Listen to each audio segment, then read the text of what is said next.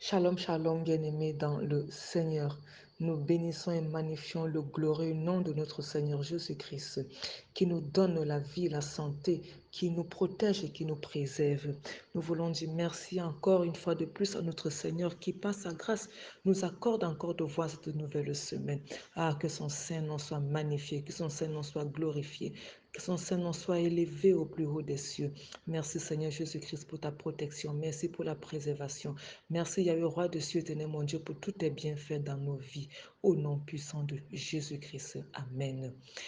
Bien-aimés dans le Seigneur, tout au long de cette semaine, nous allons parler de la puissance dans la foi, la puissance de la foi.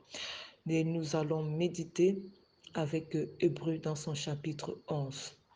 La Bible nous enseigne, bien-aimés, que la foi est une ferme assurance des choses qu'on espère, une démonstration de celles qu'on ne voit pas. Je renchéris. La foi, c'est rendre l'impossible possible, l'invisible visible. C'est appeler les choses qui n'existent pas à l'existence. La foi, c'est une démonstration des choses qu'on ne voit pas, mais qu'on va voir. La foi, c'est aussi posséder déjà les biens qu'on espère selon Marc 11. Dans ce que vous demandez en priant, croyez que vous l'avez déjà reçu. Oui, bien aimé, la parole de Seigneur nous dit que tout ce que nous demandons en priant, croyons que nous l'avons déjà reçu. Le Seigneur a dit cela par rapport à notre foi en la parole de Dieu. Selon Éphésiens 1, dans son chapitre, dans son verset 3, pour nous, enfants de Dieu, le Seigneur nous dit que si nous prions, croyons que nous l'avons déjà reçu. Donc, bien-aimé, la foi ne s'appuie pas sur toi, mais sur la puissance infinie de Dieu qui appelle les choses qui n'existent pas à l'existence. Cela ne se fera pas à cause de nos mérites, mais Dieu agencera les circonstances pour que cela se produise. Comment? Dieu le sait, moi pas. J'ai la foi en Christ. La Bible déclare que c'est par la foi que nous sommes sauvés et non par nos propres œuvres. La foi est donc le moyen par lequel nous recevons le pardon des péchés. Nous sommes fortifiés, nous recevons la vie éternelle, nous devenons libres de toute condamnation, nous sommes sauvés de la mort, nous devenons enfants de Dieu, nous devenons enfants de lumière, nous avons accès à Dieu, nos cœurs sont purifiés. Jésus a dit dans Luc 17, verset 6, si vous avez de la foi comme un grain de sénévé, vous direz à ce sycomore, déracine-toi et plante-toi dans la mer, et il vous obéira. Ici, Jésus ne parle pas sur le spirituel. Souvent, nous spiritualisons tout, c'est une erreur. Ici, Jésus parle d'arbres, c'est-à-dire de situations matérielles concrètes. Nous avons le droit de parler à des situations matérielles concrètes et de leur donner des ordres de façon claire et précise. Jésus a sous l'onction maudit le figuier. Cette parole s'est immédiatement accomplie. La foi doit préciser ce qu'on veut obtenir comme résultat. Ce n'est pas vague. Si j'ai mal à la colonne vertébrale, j'espère la guérison de ma colonne vertébrale. Ne seront pas vagues. La foi s'attend à recevoir. Je prie pour recevoir. Parfois, nous prions pour prier sans être concentré sur le résultat. La foi se concentre sur le résultat et non sur le problème. Si tu es malade, ta foi se concentre sur l'amélioration de ta santé et non sur ce que tu souffres. Quand nous prions, nous devons nous concentrer sur deux choses, sur le résultat et sur Dieu qui va agir, qui va créer des situations. Il est important que nous sachions que la foi vient de la parole de Dieu. Quand nous étudions la parole de Dieu et obéissons à la parole en marchant par la foi et non par la vue devant les épreuves de notre vie, notre foi s'accroît et s'affermit. Nous devenons des guerriers de Dieu, des conquérants. La confession régulière de la parole de Dieu, nous le savons, nous devons la méditer, nous réjouir. Donc la confession régulière de la parole de Dieu nous conduit à la victoire. La foi est une arme spirituelle. Elle nous permet de rester connectés à nos promesses, jusque-là encore invisibles. L'épreuve peut sérieusement ébranler la foi du chrétien le plus affermi.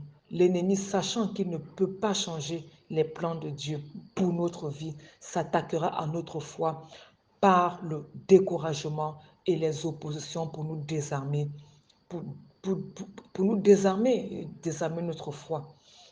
Nous allons prier, bien-aimés dans le Seigneur. Nous allons prier parce que le diable aime quand tu perds la foi. Le diable aime quand tu te décourages. Le diable aime quand tu faiblis. Alors nous allons prier, bien-aimés dans le Seigneur, afin que notre foi soit inébranlable, quelles que soient les épreuves. Pour renforcer, nous allons prier pour renforcer notre foi affaiblie durant l'épreuve. Ah, bien-aimés dans le Seigneur, ouvre ta bouche et prie. Père céleste, Dieu d'Abraham, Dieu d'Isaac, Dieu de Jacob et notre Dieu. Je te remercie, Père, pour le sang de Jésus-Christ qui me justifie et fait de moi ta fille, ton fils, héritier et co-héritier de tes promesses. Je te remercie, Père, pour tes plans merveilleux pour ma vie et même pour l'épreuve que je traverse, dont je sais qu'elle n'est pas là pour me détruire, mais pour que ton œuvre en moi me rende parfait et accompli de sorte à ce que rien ne me fasse défaut. Seigneur, ta parole dit que sans la foi, il nous est impossible de te plaire et que toutes choses nous est faites selon notre foi. Je viens en accord avec cette parole, me présenter devant toi pour que tu communiques à ma foi la force nécessaire et l'espérance pour qu'elle soit révigorée. Ta parole dit également, Seigneur, que tu es le perfecteur de notre foi. Je choisis de m'abandonner entièrement à toi afin que cette épreuve que je traverse soit l'occasion pour toi d'étendre ma foi et de l'affermir.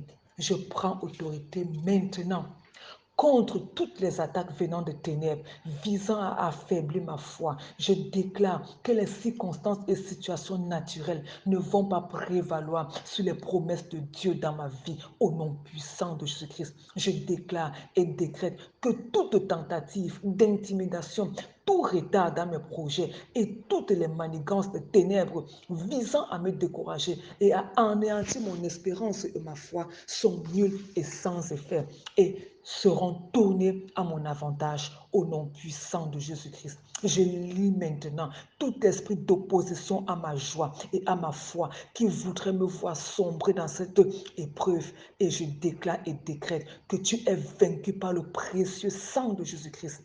Maintenant que ma foi a été révigorée, je demande, Seigneur, de me reconnecter à mes promesses, rafraîchir la vision que tu m'as donnée et remplir mon cœur de joie et d'espérance dans l'attente de ton intervention dans ma situation. Que même dans la fournaise de l'épreuve, ta joie soit mon pain quotidien et que l'espérance ne me quitte jamais. Je choisis dès à présent de marcher par la foi et non par la vue. J'ai choisi de ne pas laisser les vents contraires me déstabiliser, mais je choisis dès à présent de te faire confiance, ô Dieu, car tu es ma vie entière. Père éternel, mon Dieu, mon roi, papa, tu es ma vie.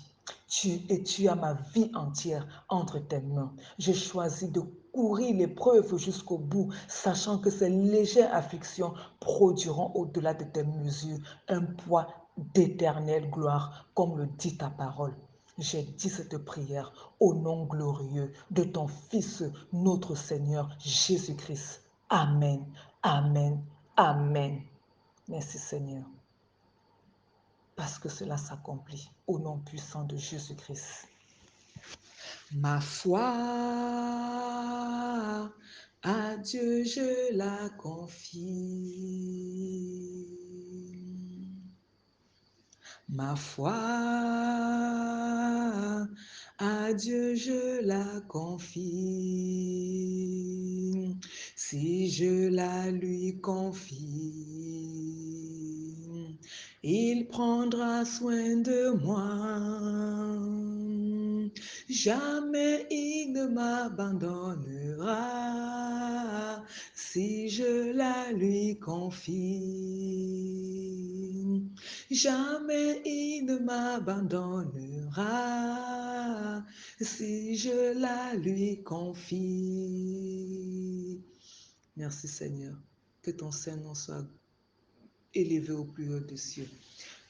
Nous confions cette semaine dans le sang précieux de Jésus-Christ. Père éternel, mon Dieu, bras papa, que ton Saint-Esprit nous guide, que ton Saint-Esprit nous oriente, que ton Saint-Esprit parle à notre oreille et nous donne la direction à suivre. Éternel, mon Dieu, mon bras papa, merci pour tout ce que tu ne cesses de faire pour nous. Merci pour ton amour insondable. Au nom puissant de Jésus-Christ, nous t'avons prié. Amen. Bien-aimés, n'oublions pas,